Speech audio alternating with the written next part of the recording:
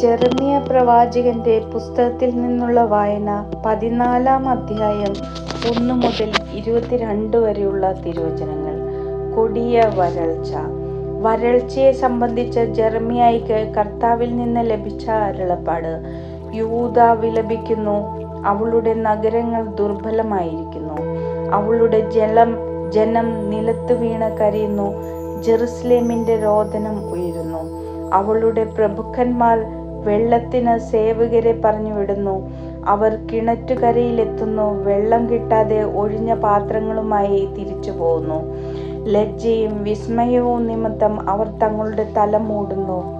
നാട്ടിൽ മഴ പെയ്യാത്തത് കൊണ്ട് ഭൂമി വരണ്ടു, കൃഷിക്കാർ ആകുലരായി അവർ തലമൂടുന്നു. മാൻപേട പെറ്റ കുഞ്ഞിനെ പുല്ലില്ലാത്തത് കൊണ്ട് വയലിൽ ഉപേക്ഷിച്ചു പോകുന്നു. കാട്ടുകഴുതകൾ ശൂന്യമായ കുന്നുകളിൽ നിന്ന് വായുവിനായി കുറുനരിയെ പോലെ അണയ്ക്കുന്നു. തീറ്റിയില്ലാത്തത് കൊണ്ട് അവയുടെ കാഴ്ച മങ്ങിയിരിക്കുന്നു. കർത്താവേ, തങ്ങളുടെ ദുഷ്കൃത്യങ്ങൾ ഞങ്ങൾക്കെതിരെ നിൽക്കുന്നു, എങ്കിലും അവിടുത്തെ നാമത്തെ പ്രതി അങ്ങ് പ്രവർത്തിക്കണമേ. ഞങ്ങളുടെ വീഴ്ചകൾ നിരവധിയാണ്, അങ്ങേക്കെതിരെ ഞങ്ങൾ പാപം ചെയ്തു. ഇസ്രായേലിന്റെ പ്രതീക്ഷയും ദുരിതത്തിൽ അവളുടെ രക്ഷകനുമായ അവിടുന്ന് എന്തുകൊണ്ടാണ് ദേശത്ത് ഒരു അപരിചിതനെ പോലെയും രാത്രിയിൽ സങ്കേതം അന്വേഷിക്കുന്ന വഴിയാത്രക്കാരനെ പോലെയും പെരുമാറുന്നത്? അങ്ങ് സംശയഗ്രസ്തനെ പോലെയും സഹായിക്കാൻ ശക്തിയില്ലാത്ത യോദ്ധാവിനെ പോലെയും ആയിരിക്കുന്നത് എന്തുകൊണ്ടാണ്? എന്നാലും കർത്താവേ, അങ്ങ് ഞങ്ങളുടെ മധ്യേ ഉണ്ട്, അങ്ങയുടെ നാമത്തിൽ ഞങ്ങൾ അറിയപ്പെടുന്നു, ഞങ്ങളെ വിട്ടുപോകരുതേ.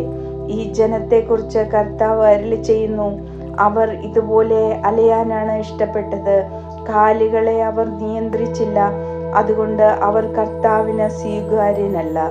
ഇപ്പോൾ അവിടുന്ന് അവരുടെ തിന്മകൾ ഓർക്കുകയും പാപങ്ങളെ പ്രതി അവരെ ശിക്ഷിക്കുകയും ചെയ്യും. കർത്താവ് എന്നോട് അരുളി ചെയ്തു, ഈ ജനത്തിനു വേണ്ടി നീ പ്രാർത്ഥിക്കണ്ട. അവർ ഉപവാസം അനുഷ്ഠിച്ചാലും അവരുടെ കരച്ചിൽ ഞാൻ കേൾക്കുകയില്ല. അവരുടെ ദഹനബലിയും ധാന്യബലിയും സ്വീകരിക്കുകയില്ല. ഞാൻ അവരെ വാളാലും പട്ടിണിയാലും പകർച്ചവ്യാധികളായാലും നശിപ്പിക്കും. അപ്പോൾ ഞാൻ പറഞ്ഞു, ദൈവമായ കർത്താവേ, നിങ്ങൾ വാൾ കാണേണ്ടി വരികയില്ല, നിങ്ങൾക്ക് പട്ടിണി ഉണ്ടാവുകയില്ല, ഞാൻ നിങ്ങൾക്ക് ഈ ദേശത്ത് സമാധാനം ഉറപ്പുവരുത്തും എന്നാണല്ലോ പ്രവാചകൻ അവരോട് പറയുന്നത്. കർത്താവ് എന്നോട് അരുളി ചെയ്തു, പ്രവാചകന്മാർ എൻ്റെ നാമത്തിൽ വ്യാജ പ്രവചനം നടത്തുന്നു. അവരെ ഞാൻ അയക്കുകയോ ജനത്തോട് സംസാരിക്കാൻ അവരോട് കൽപ്പിക്കുകയോ ചെയ്തിട്ടില്ല. അവർ വ്യാജ ദർശനവും പൊള്ളയായ പ്രവചനങ്ങളും സ്വന്തം സ്വപ്നങ്ങളുമാണ് നിങ്ങൾക്ക് നൽകുന്നത്. അതുകൊണ്ട് എൻ്റെ നാമത്തിൽ പ്രവചിക്കുന്ന പ്രവാചകന്മാരെ പറ്റി കർത്താവായ ഞാൻ പറയുന്നു, അവരെ ഞാൻ അയച്ചതല്ല, എന്നിട്ടും അവർ ഈ ദേശത്ത് വാളും പട്ടിണിയും വരികയില്ല എന്ന് പ്രവചിക്കുന്നു. വാളും പട്ടിണിയും അവരെ നശിപ്പിക്കും. അവരുടെ പ്രവചനം കേട്ട ജനം പട്ടിണിക്കും വാളിനും ഇരയായി ജെറുസലേം തെരുവുകളിൽ വലിച്ചെറിയപ്പെടും. അവരെയോ അവരുടെ ഭാര്യയെയോ പുത്രന്മാരെയോ പുത്രിമാരെയോ സംസ്കരിക്കാൻ ആരും കാണുകയില്ല. അവരുടെ ദുഷ്കർമ്മങ്ങൾ അവരുടെ മേൽ തന്നെ ഞാൻ ചൊരിയും. നീ അവരോട് പറയണം, എൻ്റെ കണ്ണുകളിൽ നിന്ന് രാപ്പകൽ കണ്ണീരൊഴുകട്ടെ, കണ്ണീർ പ്രവാഹം നിലയ്ക്കാതിരിക്കട്ടെ. എന്തെന്നാൽ എൻ്റെ ജനത്തിന് മാരകമായി മുറിവേറ്റിരിക്കുന്നു. അവർ കഠിന മർദ്ദനത്തിനിരയായി. നാട്ടിൻ പുറത്തു ചെന്നാൽ അവിടെ വാളാൽ വെട്ടിവീഴ്ത്തപ്പെട്ടവർ, നഗരത്തിൽ പ്രവേശിച്ചാൽ അവിടെ പട്ടിണി കൊണ്ട് രോഗം ബാധിച്ചവർ. പ്രവാചകനും പുരോഹിതനും നാട് നീളെ അലയുന്നു, ഒന്നും മനസ്സിലാകുന്നില്ല. അവിടുന്ന് യൂദായെ നിശേഷം പരിത്യജിച്ചുവോ? ഉള്ളുകൊണ്ട് സിയോനെ വെറുക്കുന്നുവോ? സുഖം പ്രാപിക്കാനാവാത്ത വിധം എന്തിനാണ് ഞങ്ങളെ അങ്ങ് പ്രഹരിച്ചത്?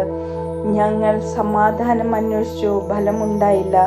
രോഗശാന്തിക്ക് വേണ്ടി കാത്തിരിക്കുന്നു, എന്നാൽ പരിഭ്രാന്തി മാത്രം. കർത്താവേ, ഞങ്ങളുടെ ദുഷ്കൃത്യങ്ങളും ഞങ്ങളുടെ പിതാക്കന്മാരുടെ തെറ്റുകളും ഞങ്ങൾ ഏറ്റുപറയുന്നു. അങ്ങേക്കെതിരെ ഞങ്ങൾ കോപം ചെയ്തു.